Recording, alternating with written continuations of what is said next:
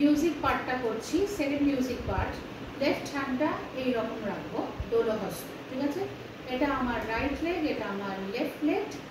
Left লেগটা সামনে দেবো ফ্রন্টে, রাইট হ্যান্ড সামনে, অলপদ্ম মুদ্রা 1, কটকমুখা 2, যেখানে হাত সেখানে পা 2, পাটা পেছনে করে দিলাম, আর পেটটা কেটে এইভাবে গোল করে এদিকে দিলাম, মাথাটাও এদিকে তাকালাম, ঠিক আছে?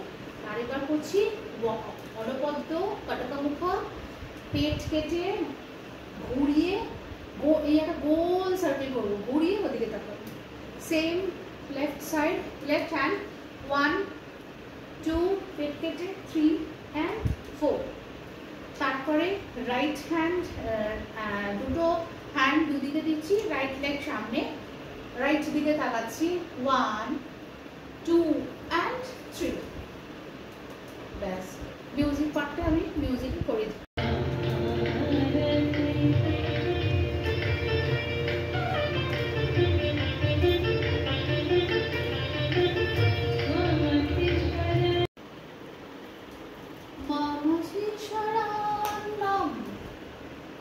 এটা দোলহস্ত, ত্রিভুবনধারণম পজিশনে চলে আসলো।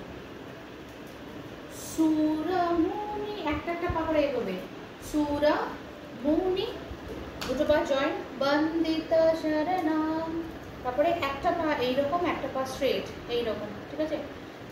এটাকে তিস্র জাতির তিস্র পা বলে।